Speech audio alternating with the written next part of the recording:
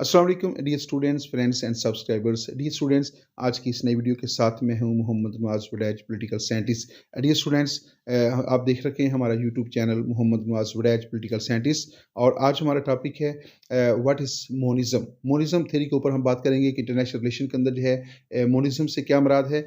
What is monism in simple terms.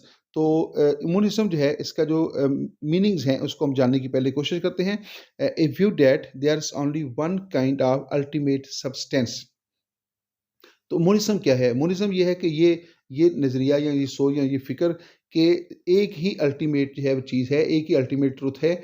और बुनियादी तौर पे एक ही चीज़ है। यानी इसको हम आगे जाकर ये डिस्कस करेंगे कि जो इंटरनेशनल लॉ है और जो म्युनिसिपल लॉ हैं, ये बेसिकली एक चीज़ है। अल्टीमेटली एक ही सब्सटेंस के बारे में ये बात करते हैं। ये दो मुख्तलिफ चीज़ें नहीं हैं। तो क्या है? A view that there is only one kind of ultimate substance.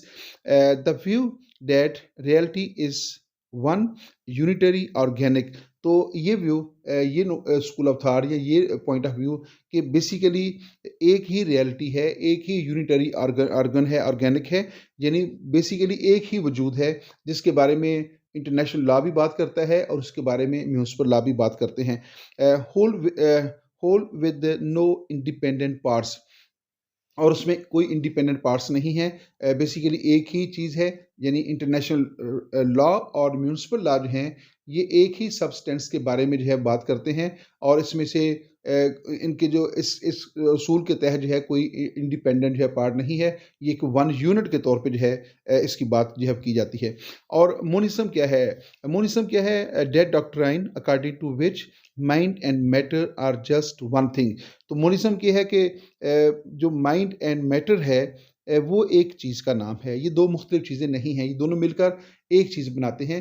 तो ये दो नहीं हैं या ये एक दूसरे से मुख्तलिफ नहीं हैं। The doctrine according to which mind and matter are just one thing, it means monism. और दूसरा क्या है कि मोनिस्ट कौन होते हैं? One who holds this believe that mind and matter are one thing. तो वो लोग जो इस स्कूल ऑफ थॉट से ताल्लुक़ रखते हैं या जिनका पॉइंट ऑफ व्यू ये है कि बेसिकली माइंड और मैटर जो है ये एक ही चीज़ का नाम है। ये दो मुख्तलिफ चीज़ें नहीं हैं। माइंड और मैटर अलग अलग नहीं हैं, माइंड और मैटर एक ही चीज़ का नाम है। तो ये जो जो लोग इसके ऊपर बिलीव करते हैं, दे आर कॉल्ड मोनिस्ट। और नेक्स्ट पॉइंट की तरफ चलते हैं। जी, what are the main theories of the international law. तो इंटरनेशनल लॉ की जो मेन थ्योरीज हैं according to the relationship between international law and municipal law. तो dear students, there are two main theories of international law. The first one is monism and the second one is dualism. तो पहली कौन सी है? Monism. और दूसरी है dualism. दोबारा इसको देखिएगा। The two principle theories of the international of the relationship between international law and municipal law, and they are known as the monism and dualism. तो जो इंटरनेशनल लॉ है और जो म्यूनिसिपल लॉ है उनके दरमियान रिलेशनशिप के अतबार से दो थेरीज पाई जाती हैं। The first one is called monism. और मोनिज्म क्या है कि इंटरनेशनल लॉ और जो म्यूनिसिपल लॉ है ये बेसिकली एक ही चीज़ है, अल्टीमेट सब्सटेंस है, एक ही चीज़ का नाम है। और जो ड्यूलिज्म है वो है कि ये दो मुख्तलिफ चीज़ें हैं। यानी इंटरनेशनल लॉ वो और चीज़ है और जो म्यूनिसिपल लॉ हैं वो उससे बिल्कुल मुख्तलिफ चीज़ हैं। तो ये इंटरनेशनल लॉ के अंदर जो है इंटरनेशनल लॉ और म्यूनिसिपल लॉ के दरमियान जो म्यूचुअल रिलेशनशिप है उसके अतबार से दो थेरीज पाई जाती हैं। एक मोनिज्म। मोनिज्म के मुताबिक क्या है कि इंटरनेशनल लॉ और म्यूनिसिपल लॉ एक चीज़ है। और दूसरी है ड्यूलिज्म। इसके मुताबिक इंटरनेशनल लॉ और म्यूनिसिपल लॉ दो मुख्तलिफ चीज़ें हैं। आइए नेक्स्ट पॉइंट की तरफ चलते हैं। अंडर ए मोनिस्ट मॉडल या मोनिस्ट थ्योरी जो है, international law serves not merely as a legal framework to guide state to state relations in the international sphere. तो जो मोनिस्ट मॉडल है या मोनिज्म है या मोनिस्टिक स्कूल ऑफ थॉट है, इसके मुताबिक क्या है कि जो इंटरनेशनल लॉ है या इंटरनेशनल लॉ जो हैं, they serve not merely as a legal framework to guide state to state relations. तो जो इंटरनेशनल लॉज हैं वो सिर्फ रियासतों के दरमियान स्टेट टू स्टेट रिलेशन को ही गाइड नहीं करते, उनको ही जो है वो उनके रूल्स एंड रेगुलेशन को ही बयान नहीं करते, लेकिन इसके अलावा क्या करते हैं, but as a source of law integrated into into and superior to domestic laws। तो जो रियासतों के जो डोमेस्टिक लॉस होते हैं या जो म्यूनसिपल लॉस होते हैं, ये उसमें एक सोर्स ऑफ लॉ का दर्जा भी रखते हैं और उसमें एक सुपीरियर लॉ का दर्जा भी रखते हैं। तो गोया जो इंटरनेशनल लॉज हैं, ये सिर्फ स्टेट टू स्टेट रिलेशन को ही डील नहीं करते, बल्कि नेशनल लॉज के अंदर ये एक सोर्स ऑफ लॉ का दर्जा भी रखते हैं और इसके अलावा जो है ये उसमें एक सुपीरियर लॉ का दर्जा भी रखते हैं। और नेक्स्ट पॉइंट की तरफ चलते हैं। Who is the founder of the monism theory. इसमें हम जानने की कोशिश करेंगे कि वो कौन शख्स है जिसने सबसे पहले जो है ये टर्म इस्तेमाल की है। तो उसमें है जी, the term monism was introduced in 18th century by Christian von Wulff in his work Logic 1728। तो Christian von Wulff was the first person who used the term monism in 1728 in his work logic. तो जो Christian von wolf है, वो सबसे पहला शख्स था जिसने सबसे पहले ये टर्म जो है सोशल साइंसेस के अंदर इस्तेमाल की कि मोनिज्म क्या है, कि दो जो मुख्तलिफ चीज़ें हैं उनको उसने कहा कि बेसिकली एक ही चीज़ का नाम है। जिस तरह हम कहते हैं कि इंटरनेशनल लॉ और म्यूनसिपल लॉ जो है एक चीज़ है, तो इसको कहते हैं मोनिज्म। आइए नेक्स्ट पॉइंट की तरफ चलते हैं। Monist concept that internal and international legal systems forms a unitary. अब दोबारा इसको देखिएगा, अब यहाँ पे बात क्लियर हो जाएगी कि जो मोनिस्टिक कॉन्सेप्ट है, मोनिस्ट एक्सेप्ट, जो मोनिस्ट हैं, जो वहादत पसंद हैं, कि जिनके मुताबिक इंटरनेशनल लॉ और जो डोमेस्टिक लॉ हैं वो एक चीज़ हैं, तो वो एक्सेप्ट करते हैं कि इसको that the internal and international legal systems. जो इंटरनल सिस्टम है किसी भी रियासत का, जो इंटरनल सिस्टम होता है, और जो इंटरनेशनल लीगल सिस्टम है, वो फॉर्म ए यूनिटरी, वो एक चीज़ बनाते हैं, यूनिटरी बनाते हैं। यानी जैसा यूनिटरी फॉर्म ऑफ गवर्नमेंट है, तो उसमें एक ही स्टेट होती है, उसमें उसके मुख्तलिफ जो है वो फेडरेटिव यूनिट्स नहीं होते। तो जो जो internal system of the state है और जो international system of the laws हैं, तो बेसिकली ये एक ही चीज़ के बारे में जो है उसको रेगुलेट करने की कोशिश करते हैं। तो ये एक हैं, एक यूनिट हैं, ये दो अलग अलग चीज़ें जो हैं वो नहीं हैं। बोथ नेशनल, ये दोबारा आगे देखिएगा, both national legal rules and international rules that state has accepted for examples by way of a treaty determine whether actions are legal और इलीगल। तो वो कहता है कि जो डोमेस्टिक लॉज हैं और जो इंटरनेशनल लॉज हैं, वो बेसिकली क्या करते हैं, both national legal rules and international laws that state has accepted. तो जो रियासतें हैं, जो उन्होंने उसने डोमेस्टिक लॉज बनाए हुए हैं, वो तो ज़ाहिर उसके अपने लॉज हैं, और वो इंटरनेशनल लॉज को भी एक्सेप्ट करती है। यानी रियासतें जो होती हैं वो इंटरनेशनल लॉ को भी एक्सेप्ट करती हैं और डोमेस्टिक लॉज को भी वो चला रही होती हैं। For examples by the way of treaty, जो इंटरनेशनल लॉज होते हैं वो एक ट्रीटी के ज़रिए जो है, जब मुख्तलिफ रियासतें ट्रीटी साइन करती हैं, दो तीन रियासतों के दरमियान या ज़्यादा रियासतों के दरमियान कोई ट्रीटी साइन होता है, कोई मुआहदा होता है, तो उस मुआहदे के नतीजे, उस मुआहदे के जो रूल्स एंड रेगुलेशंस होते हैं, जो उसके जो प्रिंसिपल्स होते हैं, वो बेसिकली इंटरनेशनल लॉ का ही दर्जा रखते हैं। तो वो उन मुआहदों पे साइन करने के बाद जो है वो उसके जो रूल्स एंड रेगुलेशन हैं उनको इंटरनेशनल लॉ के तौर पे जो है वो एक्सेप्ट कर लेती हैं। तो डिटरमिन्स करती हैं वो, यानी जब रियासतें जो हैं वो किसी ट्रीटी के ऊपर साइन कर देती हैं, किसी ट्रीटी को एक्सेप्ट कर लेती हैं, तो उसके बाद जो है क्या होता है, वेदर एक्शंस आर लीगल। तो बेसिकली जो वो क्या करती हैं, उसमें ये डिसाइड होता है कि विच एक्शंस आर लीगल और विच आर नॉट लीगल, यानी इलीगल कौन से हैं और लीगल कौन से हैं। तो इस तरह जो है इस बात को डिटरमिन किया जाता है कि जो लीगल क्या है, यानी इंटरनेशनल लॉज के अंदर भी इस बात को डिटरमिन किया जाता है कि what is legal and what is illegal, और नेशनल लॉज के अंदर भी यही डिसाइड किया जाता है। दोनों को देखें कि दोनों का जो पॉइंट ऑफ व्यू है वो एक ही है। इन दोनों कवानीन के ज़रिए लीगल और इलीगल के दरमियान जो है वो तमीज़ की जाती है, तो उसका डिटरमिन तयन किया जाता है कि what is legal and what is illegal. इस हवाले से ये कहते हैं कि दोनों बेसिकली एक ही चीज़ के जो है वो एक ही चीज़ है, दो मुख्तलिफ चीज़ें नहीं हैं। In a pure domestic state, in a pure monistic state, कुछ रास्ते जो हैं मोनिस्ट स्टेट से मुराद यहाँ पे ये है कि वो स्टेट्स वो रियासतें जो इस बात के ऊपर बिलीव करती हैं कि इंटरनेशनल लॉ और जो डोमेस्टिक लॉज हैं वो एक हैं। तो ऐसी रियासतें जो इंटरनेशनल लॉज में और डोमेस्टिक लॉज के अंदर फ़र्क नहीं करती और उनको एक ही समझती हैं, उनको हम मोनिस्ट स्टेट्स कह सकते हैं। और जो रियासतें समझती हैं कि ये इंटरनेशनल लॉज और हैं और मोनिस्ट जो डोमेस्टिक लॉज हैं वो और हैं, तो उनको हम ड्यूलिस्ट स्टेट जो है कह सकते हैं। तो यहाँ मोनिस्ट स्टेट से मुराद वो रियासत है जिसके मुताबिक इंटरनेशनल लॉज जो हैं they are the part of the municipal laws, और म्यूनसिपल लॉ जो है वो इंटरनेशनल लॉ का पार्ट है, दोनों एक ही हैं। तो वो क्या कहते हैं जी, in a pure monist state international law does not need to be translated into into national laws. It is simply incorporated and has effect automatically in national and domestic laws.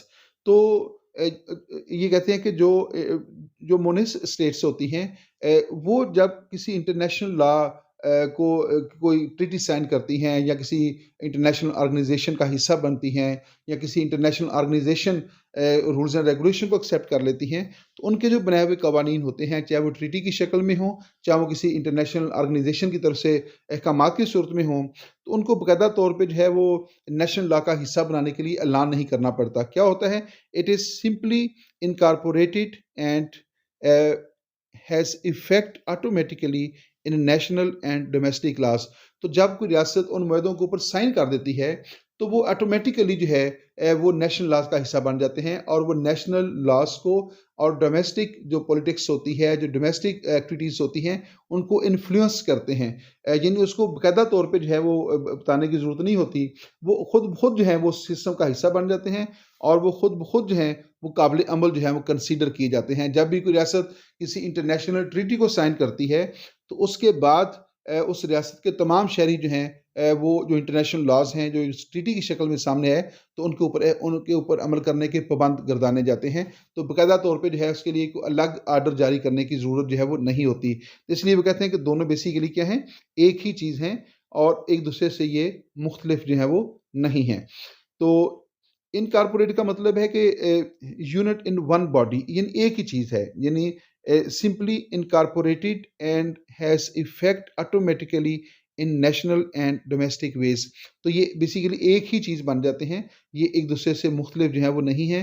तो इंटरनेशनल लॉ है वो national law का हिस्सा बन जाता है, वो उसमें जम हो जाता है, इनकॉर्पोरेट उसमें हो जाता है। आइए नेक्स्ट पॉइंट की तरफ चलते हैं जी। The act of ratifying an international treaty immediately incorporates the law into national law। तो जैसे ही कोई रियासत जो है किसी इंटरनेशनल ट्रीटी को जो है वो साइन करती है और उसकी रेटिफिकेशन करती है, उसकी तस्दीक कर देती है, तो क्या होता है? Automatically incorporates the law into national law. तो वो ऑटोमेटिकली जो है वो उस नेशनल लॉ का हिस्सा बन जाता है या उस नेशनल लॉ में जम हो जाता है। तो उस इंटरनेशनल ट्रीटी के ऊपर जब कोई रियासत साइन करती है, तो क्या इस कहने का मतलब ये है कि वो उस रियासत के तमाम शहरी जो हैं उस इंटरनेशनल ट्रीटी को अमल करने के पाबंद हो जाते हैं। यानी ये नहीं हो सकता कि वो कहें कि ये चूँकि रियासत का मामला है, तो इससे आम शहरियों का कोई ताल्लुक जो है वो नहीं है। तो इसके ऊपर अमल करना जो है वो वो उस जब कानून का हिस्सा बन जाएगा, तो उसको वो तमाम लोगों के ऊपर जो है उसका निफाज खुद खुद हो जाएगा। दोबारा देखिएगा, the act of ratifying an international treaty. तो जब भी कोई रियासत जो है किसी इंटरनेशनल ट्रीटी को रेटिफाई करती है, immediately incorporates the law into national law and customary international law is treated as a part of the national law as well. और जो कस्टमरी इंटरनेशनल लॉज हैं, जो रस्म व रवाज हैं इंटरनेशनल जो हैं, तो वो खुद ब खुद जो है वो इंटरनेशनल जो लॉज होते हैं, जो कस्टमरी इंटरनेशनल लॉज हैं, they become the part of national laws. तो वो नेशनल लॉ का भी हिस्सा बन जाते हैं। तो डोमेस्टिक जो मोनिस्ट हैं वो बेसिकली इसी बात को जो है वो जोर देते हैं कि जो इंटरनेशनल लॉज होते हैं वो नेशनल लॉ का हिस्सा जो है बन जाते हैं और उसमें जो है वो जम हो जाते हैं। नेक्स्ट है point, according to monism. Monism के मुताबिक क्या है?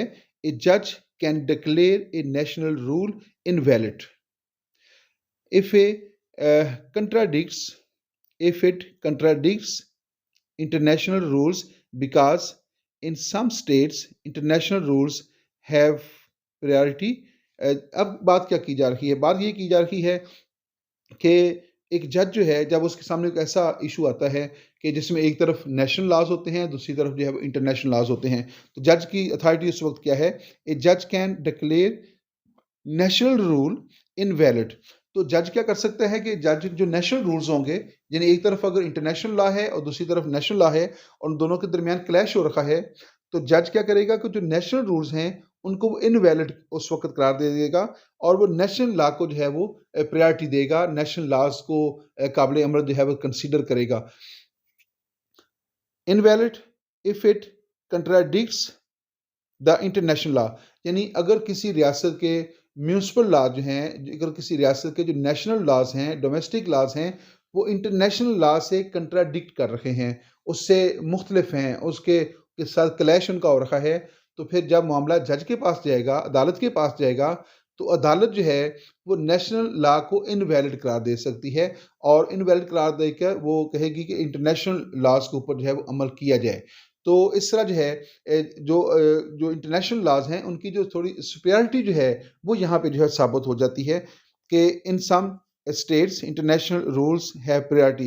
तो बहुत सारी स्टेट्स ने तो अपने नेशनल लॉज के अंदर जो है इस बात को रिकग्नाइज किया हुआ है कि जो इंटरनेशनल लॉ है that will be the part of the national laws. उन रियासतों के जो डोमेस्टिक लॉज हैं, इंटरनेशनल लॉ उनके डोमेस्टिक लॉज का हिस्सा डिक्लेयर किए गए हैं। दोबारा इसको देखिएगा जी।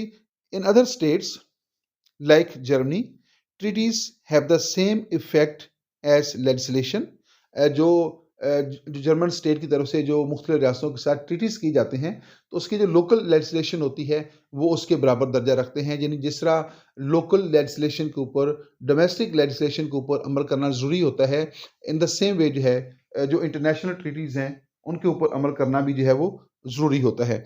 Bye the principle of later law removes the earlier. ये एक प्रिंसिपल है, ये एक असूल है कि बाद में बनने वाले कवानीन जो होते हैं वो पहले कवानीन को रिमूव कर देते हैं। यानी अगर आज एक कानून बनता है, तो अगर उससे पहले उसी तरह का कानून बना होता है तो पहला कानून जो है वो गैर मौसर हो जाएगा, उसकी हैसियत ख़त्म हो जाएगी और नए कवानीन के ऊपर अमल करना जो ज़रूरी हो जाता है।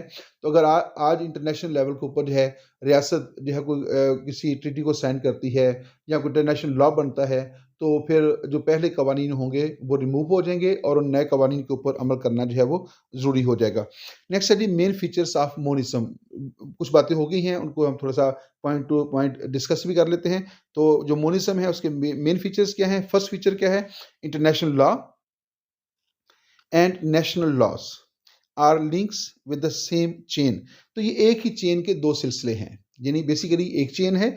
International law and national laws are links of the same chain and there are no mutually difference from one and other, और they are not mutually different from one and other, और ये एक दूसरे से मुख्तलिफ नहीं है, म्यूचुअली एक ही चीज़ है। यानी इंटरनेशनल लॉ और जो डोमेस्टिक लॉज हैं वो एक ही चीज़ है, एक दूसरे से मुख्तलिफ नहीं हैं, और ये एक ही सिलसिले की दो कड़ियाँ हैं। यानी एक ही चीज़ है, एक ही ऑब्जेक्टिव है और ये उसके दो कड़ियाँ हैं और ये एक दूसरे से मुख्तलिफ जो है वो नहीं है। And they are not mutually different from one and other, यानी इंटरनेशनल लॉ और म्यूनसिपल लॉ एक दूसरे से मुख्तलिफ नहीं है। नंबर 2 पॉइंट क्या है? The main subject of the both types of the laws are individuals. तो इंटरनेशनल लॉज हों या डोमेस्टिक लॉज हों, तो दोनों का जो बेसिक ऑब्जेक्टिव है वो क्या है? इंडिविजुअल्स हैं। लेकिन इसमें थोड़ा सा फ़र्क है कि जो नेशनल लॉज होते हैं वो डायरेक्टली जो है वो इंडिविजुअल्स को एड्रेस करते हैं, लेकिन जो इंटरनेशनल लॉज होते हैं वो इनडायरेक्टली इंडिविजुअल्स को एड्रेस करते हैं। डायरेक्टली वो स्टेट को इन्फ्लुएंस करते हैं या स्टेट को एड्रेस करते हैं और स्टेट के ज़रिए फिर वो इंडिविजुअल्स तक जो है वो आते हैं। तो बेसिकली दोनों जो है वो इंडिविजुअल्स को ही जो है वो इन्फ्लुएंस करते हैं या इंडिविजुअल्स की ही सरगर्मियों को कंट्रोल करने की कोशिश करते हैं या इंडिविजुअल्स के ही राइट्स एंड ड्यूटीज़ का तयन करते हैं और इंडिविजुअल्स को ही वो हदायत जारी करते हैं कि ये कर सकते हैं, ये आप नहीं कर सकते। तो बेसिकली जो है दोनों का जो ऑब्जेक्टिव है वो एक ही है, और एक डायरेक्टली इंडिविजुअल को डील करता है और जो इंटरनेशनल लॉज हैं वो इनडायरेक्टली इंडिविजुअल्स को जो है डील करते हैं। दोबारा देखिएगा, the main subject of the both types of laws are individuals, municipal laws directly and international laws indirectly deals with the individuals. तो जैसे मैंने कहा कि जो म्यूनिसिपल लॉज हैं they directly deal the individuals, और इंटरनेशनल लॉज हैं they indirectly deals the individuals. तो जो इंटरनेशनल लॉज हैं वो बेसिकली डायरेक्टली स्टेट को एड्रेस करते हैं, और फिर स्टेट जो है वो उन कवानीन को शहरियों तक पहुंचाती है। जिस तरह वो इनडायरेक्टली जो है वो इंडिविजुअल्स को जो है वो डील करते हैं। नंबर 2 पॉइंट की तरफ चलते हैं। नंबर 3 पॉइंट आ गया, international laws regulates the mutual relations of sovereign states. तो जो इंटरनेशनल लॉज होते हैं वो स्टेट टू स्टेट जो रिलेशंस होते हैं उनको रेगुलेट करते हैं, चाहे वो सोशल रिलेशंस हों, इकोनॉमिक हों, कल्चरल हों, पॉलिटिकल हों, वो डिप्लोमेटिक हों, उनका तल्लुक जो है वो वार के साथ हो, पीस के साथ हो, तो वो स्टेट टू स्टेट रिलेशन को जो है वो रेगुलेट करते हैं। एंड जो म्यूनिसिपल लॉज होते हैं they regulate the activities of the individuals, mutual relations of the individuals. तो वो जो म्यूनिसिपल लॉज हैं वो इंडिविजुअल्स के म्यूचुअल रिलेशन को डील करते हैं, और जो इंटरनेशनल लॉज हैं वो रियासतों के म्यूचुअल रिलेशन को डील करते हैं। तो बेसिकली जब हम रियासत की बात करते हैं तो रियासत जो है वो एक इंसानी इदारा है, और वो इंसानों अफराद के ऊपर ही मुश्तमिल होता है। तो बेसिकली जब हम ये बात करते हैं कि वो रियासतों के मामलों को तय करते हैं, तो वो इनडायरेक्टली हम ये कह सकते हैं कि रियासतों के ज़रिए वो इंडिविजुअल्स को ही डील कर रहे होते हैं। तो दोनों जो हैं उनका जो सब्जेक्ट है वो बेसिकली इंडिविजुअल्स ही नज़र आता है। नंबर 4 पॉइंट है, both type of loss differentiate between right and wrong. जो दोनों किस्म के लॉज हैं, इंटरनेशनल लॉज हैं और जो डोमेस्टिक लॉज हैं, वो बेसिकली क्या करते हैं, they differentiate the what is right and what is wrong. आप what is legal and what is illegal, आप क्या कर सकते हैं क्या नहीं कर सकते। कानून बेसिकली यही डील करता है कि कवानीन या क्या करते हैं कि हमें कुछ कामों से रोक देते हैं और कुछ काम करने की हमें इजाज़त दे देते हैं। तो चाहे वो डोमेस्टिक लॉस हों, चाहे वो जो है वो म्यूनिसिपल लॉस हों, किसी भी रियासत के इंटरनल लॉस हों, तो इंटरनल लॉस क्या करते हैं कि हमें कुछ काम करने की इजाज़त दे देते हैं। तो वो काम उस हमारे लीगल कंसीडर किए जाते हैं, कुछ कामों से हमें रोक देते हैं कि आप ये काम नहीं कर सकते। इन द सेम वे जो है रियासतों के जो कवानीन होते हैं, जो इंटरनेशनल लॉस होते हैं, उसमें भी इंटरनेशनल लॉज भी बेसिकली यही करते हैं कि कुछ काम आप कर सकते हैं, ये काम आप कर सकते हैं और ये काम आप नहीं कर सकते। तो दोनों को आप देखें कि दोनों का जो है जो एरिया ऑफ इंटरेस्ट है, या दोनों का जो सब्जेक्ट है और दोनों की जो नेचर है वो सेम है। दोनों कवानीन की नेचर सेम है। इसलिए जो मोनिस्ट हैं वो इस बात के ऊपर बिलीव करते हैं कि इंटरनेशनल लॉज और जो डोमेस्टिक लॉज हैं वो वन है, सेम है, मोनो है और एक दूसरे से मुख्तलिफ जो है नहीं हैं। Both types of laws differentiate between right and wrong. ये दुरुस्त और गलत के दरमियान तमीज़ करते हैं, लीगल और इलीगल के दरमियान तमीज़ करते हैं, या ट्रू एंड फॉल्स के दरमियान जो है ये फ़र्क करते हैं। और नंबर 5 जो है वो फीचर उसका है हमारे पास, all states have equal status in the eyes of the international law. अब जो इंटरनेशनल लॉज होते हैं वो डायरेक्टली जो है वो नाफज होते हैं स्टेट्स के ऊपर, और फिर स्टेट्स के ज़रिए वो इंडिविजुअल्स के ऊपर नाफज होते हैं। लेकिन जहाँ जो बात की जा रही है वो ये है कि all the states have equal status in the eyes of the international law. तो इंटरनेशनल लॉ के मुताबिक तमाम रियासतों का स्टेटस बराबर होता है। तमाम रियासतें क्या हैं, वो इक्वल स्टेटस की हामिल होती हैं। लॉ के मुताबिक है किसी रियासत को दूसरी रियासत के ऊपर कोई बर्तरी हासिल नहीं होती। इन द सेम वे जो नेशनल लॉज होते हैं और नेशनल लॉज की नज़र में भी जो है तमाम जो इंडिविजुअल्स होते हैं वो इक्वल स्टेटस रखते हैं। कानून की नज़र में जो है किसी को दूसरे के ऊपर कोई बर्तरी हासिल नहीं होती। उसमें किसी किस्म की डिस्क्रिमिनेशन को नहीं देखा जाता कि किसका क्या तल्लुक है, किस नस्ल से है, किस रंग से है, किस जिन्स के साथ है। तो विदाउट एनी डिस्क्रिमिनेशन जो है इंटरनेशनल लॉ जो है वो क्या करता है, तमाम स्टेट्स को इक्वल स्टेटस देता है।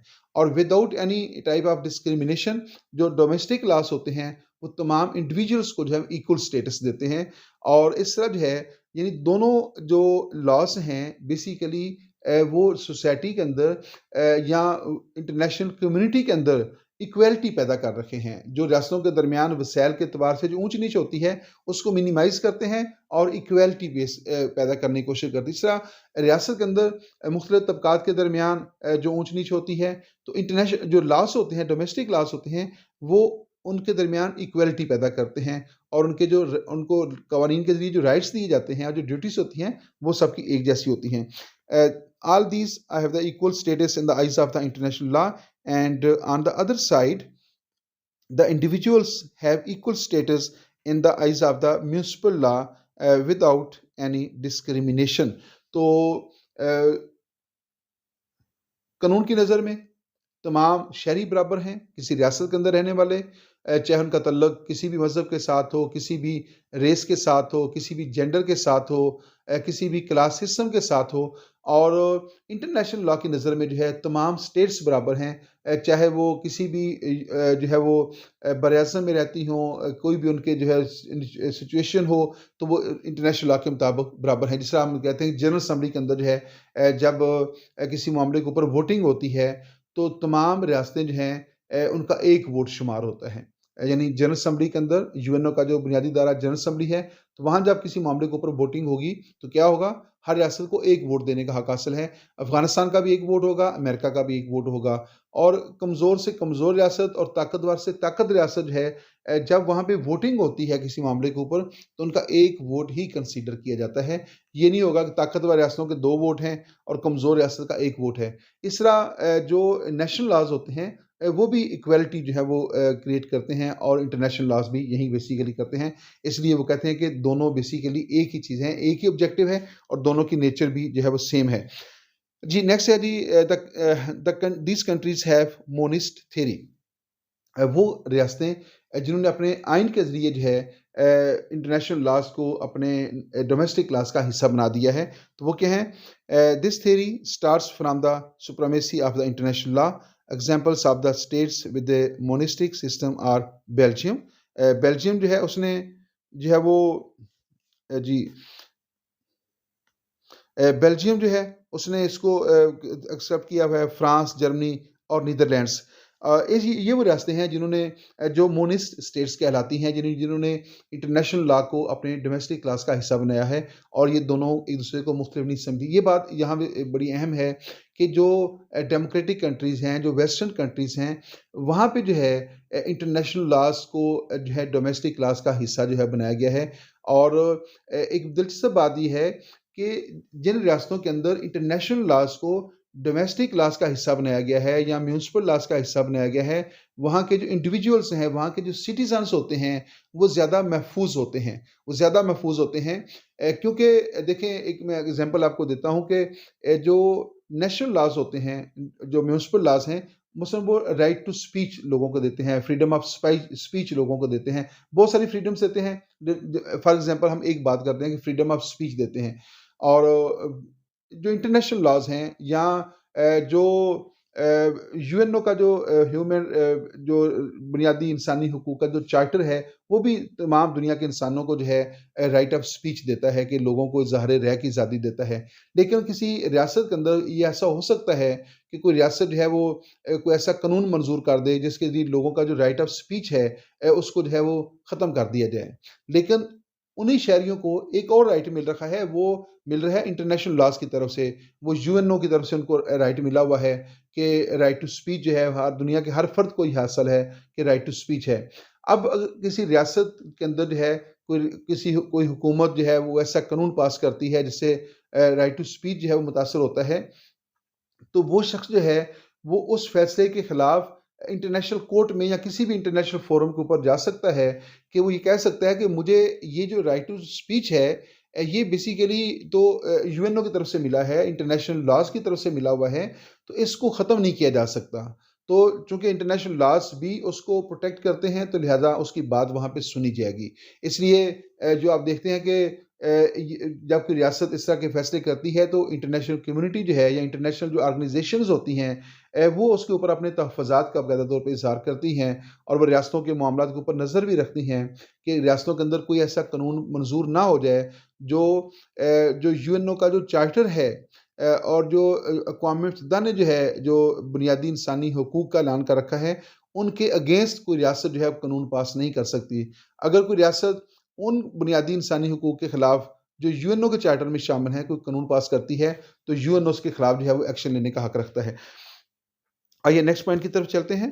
प्रोफेसर केल्सन और लूटरचेट, इसके अलावा ड्यूचेट, ये 3 नाम हैं professor Kelson, Professor Luterpecht, and Duget are the supporters of the monist theory of international law.